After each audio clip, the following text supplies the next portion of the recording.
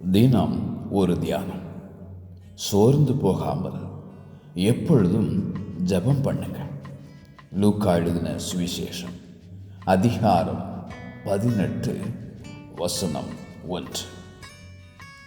என்னிலிருந்து உம்முடைய வாதியை எடுத்து போடும், உமது கரத்தின் அடிகளால் நான் சோர்ந்து போனேன் என பாடும் தாவீது.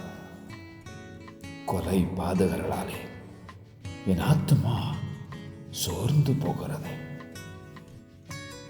நான் சோர்வடைந்து சில நாள் வியாதிப்பட்டிருந்தேன் என்று தானியேல். நான் உயிரோடு இருக்கிறதை பார்க்கிறேன், சாகிறது நலமாயிருக்கும் என சோர்வினால் சொன்ன அந்த யோனா. ஆபத்து காலத்தில் நீ சோர்ந்து போவாயானால் உன் பலன் குறுகினது. சோர்ந்து போகிறவனுக்கு பலன் கொடுத்து சத்துவமில்லாதவனுக்கு சத்துவத்தை பெருக பண்ணும் தேவன் உனக்கு உண்டு. சூழலை கண்டு சோர்ந்திடாதே. சோர்ந்து போகாமல் எப்பொழுதும் ஜெபம் பண்ணுங்க.